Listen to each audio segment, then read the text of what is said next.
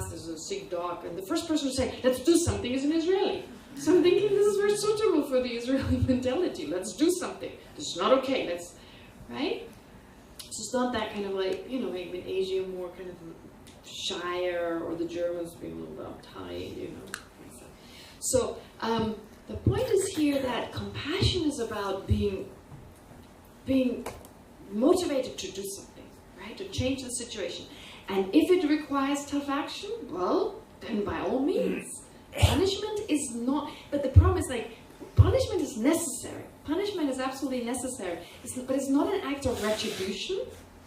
It should be an act of deterrence, to deter a person from doing it again. Protecting others from the violent tendency of a person. Protecting him or herself from engaging in those violent actions. So for instance, imprisoning them and so forth. So compassion, I think, doesn't have to always be tough compassion, but strong compassion, courageous, determined compassion. Really, if we understand that, it leads people to act. And when you look at the most compassionate people in this world, right? I mean, if you look like Gandhi, Martin Luther King, you know, people who were determined by removing suffering, they were very active. They were not like, right? They were like, let's do something. We need to act. I mean, the Dalai Lama has so much power, so much strength. So love and compassion, actually, when they're done in the right way, they give you a lot of strength. I need to do something. You know, give you the action, you know, go to people who have problems, visit them, be with them, help them, listen to them. So that I call compassion. Compassion in action, if you like. Or sometimes tough compassion. So, anyway, sorry, I kind of got carried away with that compassion thing, but I want to mention this again and again, because so often people think affection and love turn you into an idiot, right? But it's not, I mean, but then it's not love and compassion if it turns you into an idiot. Then you're not compassionate, you're just meek and timid. Okay. Anyway, so, but with regard to feelings, to return to this, when there's a feeling of displeasure, usually we do act with anger. With anger, and when there's a feeling of pleasure, we act with craving. And to watch this and to become aware of it can be so helpful. Yesterday on my drive back, Gal and I, we talked, and she made a very good point, and I want to share that with you. She said when she did the meditation, like watching how from the feeling of, like remembering a feeling and how you got from the negative feeling to anger, or positive feeling to craving, it felt a little bit like theory, right? It felt a bit like you're just kind of going through the motions. I mean, it's already happened, so it's like it's nothing really, it's nothing real, it's nothing substantial, it's just theoretical, right? And I thought that's a really good point, and I need to stress more that the only reason you're doing that is when you're in the situation now. All these meditations, oftentimes I stress this, meditation, is not the main part. It's in between meditations. Those are the most important times. Meditation just prepares you to act efficiently during the in-between meditation. So that is like 24 hours minus 10 minutes. Right? And then, okay, maybe take off the time you're sleeping. But those 10 minutes are relevant, are important, but only because they prepare you for the rest of the day. So when you are able to generate mindfulness, you're with other people, and every now and then you pay attention. What is my feeling right now? What is my body doing? What is my feeling doing? Just kind of check. It's kind of like go inwards, not too long, because otherwise the other person goes, what? So but we can do this. Our mind can act very quickly. We can go quickly, pay attention, and go back. Pay attention, go back. So mindfulness is something you try to keep it the whole day, but you can't keep it literally the whole day. I mean, you can't. You can't be mindful and at the same time talk to someone. So it's like very quickly switching back and forth. You say a few words and you go, right? And your mind can do this. It's enough to go back and forth. But so you're mindful of what you're doing, actually. You're mindful of what you're saying. And you're mindful of your feeling. And in that moment, how does it give rise to the anger? Or how is it about to give rise to the anger? If you're mindful of that, that step never happens. Right? So, you see, when we're with people, they sometimes make us angry. You know, we never get as angry with the bus driver, who we don't know, as we would get with the people we love. Right? It's actually really interesting. We would never get as angry with a stranger. We get really angry with the people we love, or, you know, with the people who at least live close to us in close proximity. It's not the guy over there. Maybe, you know, a quick dislike, but the case of the sense of rage, it doesn't happen. And that is just really harmful for our relationships. And if we can, you know, feeling of displeasure, he or she says something, and then be aware of that feeling, and then it's really hard for that feeling to make that jump into anger. Right? It's like, oh, gotcha, you know, caught you right in that moment. And then it's like, okay, let it go, breathe, and think how I can, you know, because then, of course, out of anger, I say things that are extreme. The other person gets angry, he or she says things that are extreme, and then we have this extreme interaction, and then no benefit. Versus if I keep calm and I'll say, you're saying that, well, I get what you're saying, but, you know, from my perspective, and just explain yourself. Allow this person to put him or herself into your shoes. Okay, at least giving the possibility. Things definitely work better. Or with craving, right? Like there's a pleasant feeling. I want to think, oh, wait a minute. Identify the pleasant feeling, and then like, but it's going. Another thing is when I first came into Buddhism, my teacher, some of you may know him, Getsula. He's another teacher, Genla, Getsula. He called me an emotional yo-yo. I am, but I was even worse so at that time. Because like something great happened and I was like, right? And something bad happened and I was like, So where did that come from? It came from not understanding that when something great happens, there's a pleasant feeling, but the moment the pleasant feeling arises, it's already changing. It's really pleasant, and then, you know, and it's actually already. So in my mind, it's like, it's gonna last. And I get really excited and I grasp. But it's like if I had watched my feeling, if I had learned, or if I had known how to watch my feeling, I'd be like, okay, great, enjoy for as long as it lasts. But it's not going to last that long. It's just life, you know, things come and go. But the same is true for negative feelings. You know, someone says something that is insulting, so first I go, right? And then I go, okay, the feeling goes away. So if I don't obsess then about it over and over and over, they make me feel bad, and I allow that negative feeling to stay, I can just let it go and just go with the flow. So again, I can be much calmer. My mind is calmer. It doesn't mean we cannot be excited and happy about things. But there's a measure of it, this kind of type of excitement where you start grasping. You start holding on to it. Enjoy for as long as it lasts and see it's just a feeling that comes and goes. And actually, in general, so psychologists have found that to be the case, that there's usually a level of happiness that goes, it's like a line through our life. And every now and then it goes a little up, and then it goes a little down. But it always levels back. It always comes back to its original state. So when I heard this is nothing, I haven't found this in Buddhism, but this is where Buddhism and modern science, modern psychology and so forth, they come together. And you can enhance your knowledge by taking these different systems and bringing them together. And I've really learned from that, because when I first it was just a theory, and then I looked at my own life, and I found this to be 100% true. However bad the news I got, I went down, but I couldn't stay down for very long. My mind just couldn't. You know, slowly I accepted the situation, right? I found a solution to deal with it, and I went back to that state, right? And then likewise, something great happened, right? And I went up, But it went down again, and it went back to that state, and then, and that's kind of my life. It's true. So, accepting that, I know when good things happen, don't get attached. It's just going to go down again. Let's allow it to go back to the level. So, of course, when we're newly in love, you know, it's like, whoa, but it doesn't last.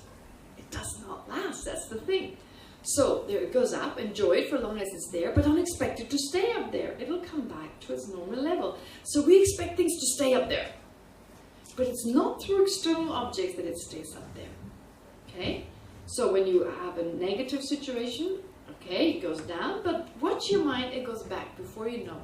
Now what you want to do is that general level, you want to bring that up. And that you can do through practices such as mindfulness, through mindfulness meditation. You can enhance your general level of happiness. That can be higher. I know in my own case, from the time it was like in my 20s when I encountered the practice of Buddhism, the practice of mindfulness, my level was much lower. It's much higher now. It's much higher now. I don't need the same satisfactions, external satisfactions any longer to have happiness. I just don't. So it's a liberation in a sense. I'm less dependent on all these things. And I have more space to breathe. Right? And this is true for so many. I mean, it's just something you need to find out. And that's so worthwhile. It's so worthwhile. Because in the end, the world we can't change. The situations around us we can't change. We can make slight changes. We can't change other people. Like, they can only change. They can only themselves change. We can be a good example. Giving advice, if we're not a good example, that's, what's the word, hypocritical? Yeah. Okay. Anyway. So that's on feeling. Feelings. So feelings are very important. If you find this practice helpful, like I said, the meditation time is important, but more important is to integrate it into our daily life. All right. Now, I haven't even started with the mind yet. I'm kind of torn between taking questions. No, I take questions more towards the end. Let's do the mind. Okay, let's start with the next type of mindfulness. And do one more meditation before lunch. Okay. The next one is really hard. I mean, harder than the body, let's put it that way. Feeling was already less tangible. But now let's take the mind. So the next category, we have mindfulness of the body. We have mindfulness of feeling. And the next, in that order, is mindfulness of the mind, or of consciousness. That means any mental event other than feeling. So we focus so much on feeling because it plays such a big role in our life. But there are so many other things that happen in our mind. So what does mind refer to? Any mental event, anything other than physical. So when you think of your own experiences, really, who are you as a person? Well, you are that, you call this image, you're that which is labeled, person is labeled on mind and body and mind. So, body we're very aware of, but mind, well, that's the experience of. It is that which perceives, in a case of sense consciousness, it perceives external objects, sense objects. It just merely perceives them. It's a very neutral, in the sense it's neither virtuous or non-virtuous, reflective or not. It just provides us with the information. And then there's the vast variety of different mental consciousnesses. Thoughts, doubts, dreams, like dreaming about it, visualizing, imagining something to happen, being angry, being loving. What else? Analyzing things, meditating on things. So whatever we do with our mind, with our mental consciousness, all day long, it never sits still. It's this constant narrative, right? Sometimes we use language. Oh, I should get up now, make a coffee. It's a good time, I'll have some time. Oh, traffic will start. Oh, I better get going before I get into traffic. It's this constant, oh, how annoying, cold water, there's no warm water. Oh, the smell of coffee, how lovely. I'll just have a quick cup of, it's like this constant narrative, like telling your life. That is consciousness. That's the mental consciousness. That is the conceptual mind that's constantly chattering. And we try to become aware of that. Not of the objects, not the coffee, the water, the traffic jam. No, the mind that experiences and thinks about those things. Right? The observer, the experiencer. And so we do this with the first meditation. Just be warned, it is hard to identify this because we're very used to focusing on the objects of the mind. So yesterday I explained, mind is just that experiencer, which is an agent that has an object, always has an object, always has a content.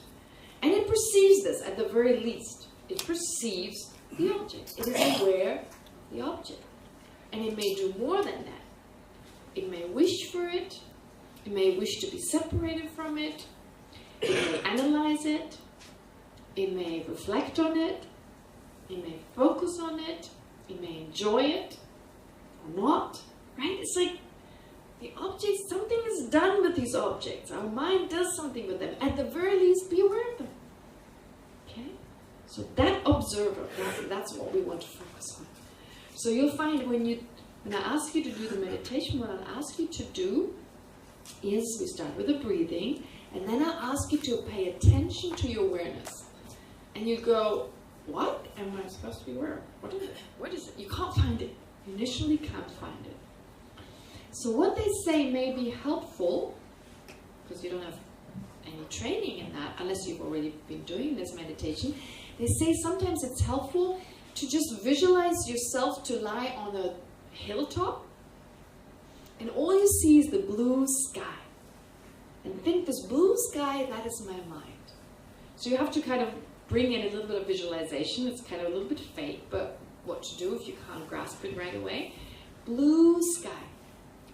Blue, the color blue has an effect on us, psychological effect. This is why you have all these colors there. Not because anyone thinks they are so pretty. Maybe something, but it's not about being beautiful, it's about how they affect our mind. All these colors have a specific meaning, okay, in these images, calming meaning or whatever. So in the color blue helps us, if you've ever looked at the sea and your mind becomes spacious and all these scattered thoughts, they just fall away. Well, that's the effect of blue on our mind. So an empty sky, the empty sea, anything large, if it's blue, it affects us psychologically in a certain way. So you may think of your mind as just being large and blue, just that experiencer. And thoughts are like clouds that come and go, come and go. So actually, to get in touch with this basic experiencer, you can try that. Just for everyone something else works. You can try to just focus on that. Or, if you find that overwhelming, you could just note any thoughts. Allow yourself to have thoughts and watch them. Right? And you could do both. You could actually think of your mind as that clear sky and note these thoughts coming in. Okay? Do both in combination. So, either you just try to discover the clarity of your mind, just that pure experiencer, just having that ability to take anything to mind and experience those things, which is just like a blue sky. Or you can just watch your thoughts as they arise, allow them to arise and watch them. Or think of the blue sky in your mind and those thoughts be like clouds. Bring the two together. Whichever of them works best. For some of you, if you've done some experience, you may choose one over the other. I'll leave it up to you. But don't change. Don't go like, oh, I'm getting bored, I'll do the other one now. Try to stick one. Try to decide now which one you're going to do. And then as before, try to remain very still during the meditation, as much as you can. Of course, if you got a runny nose, what can you do? But if you can, stay still. It'll take a few minutes again to breathe, just to get into the space of mindfulness, and then I'll let you know, or I'll start the meditation by asking you to focus on the mind.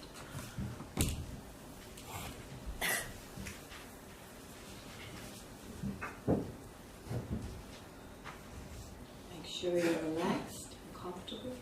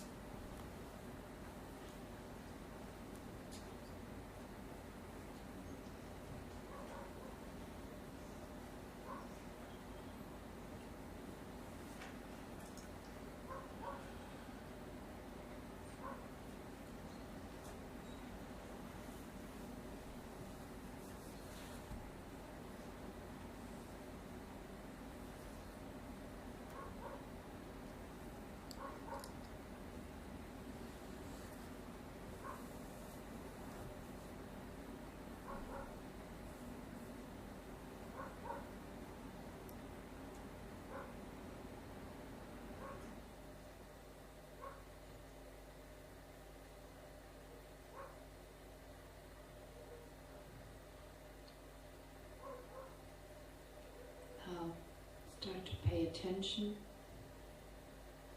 to your consciousness.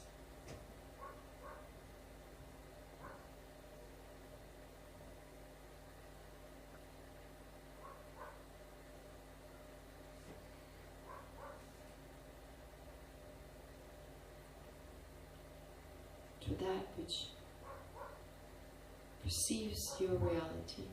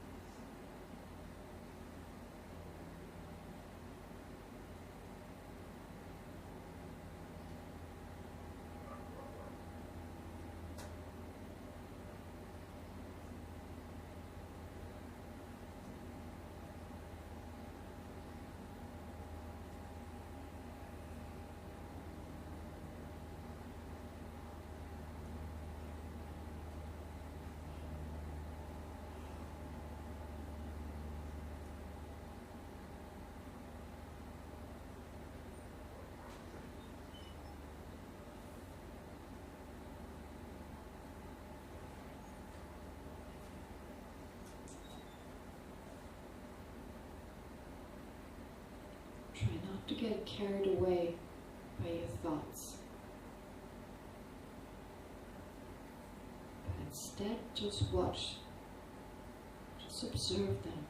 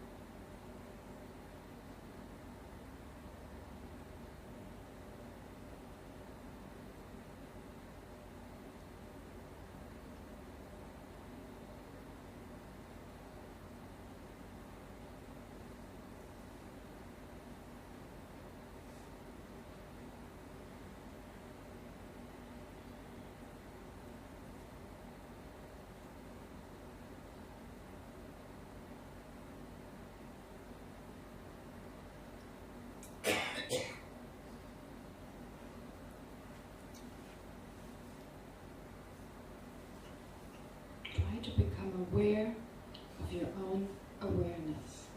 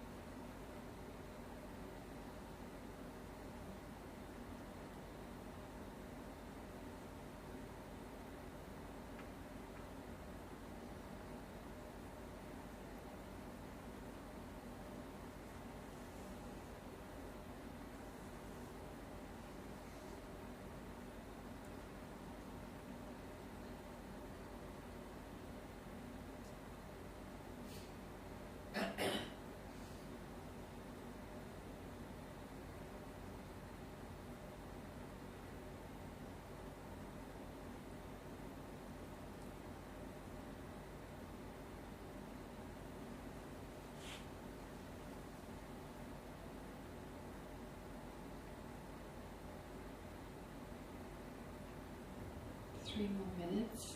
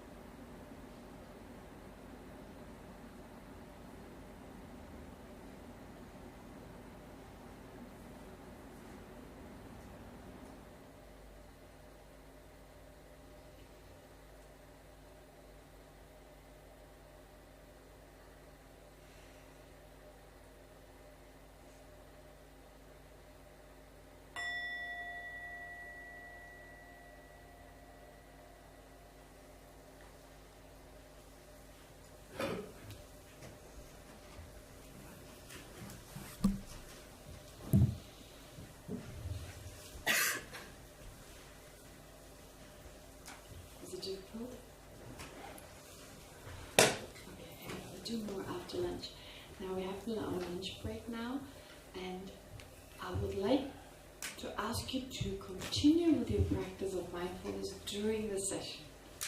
So we don't have really this habit while we walk around and eat to be mindful, but I would recommend for your break time, it's only an hour, continue mindfulness of the body or feelings, and for that it's helpful to keep silence. So if you are inclined to do so, please keep silence and eat your food mindfully and take a break mindfully. Okay, enjoy lunch.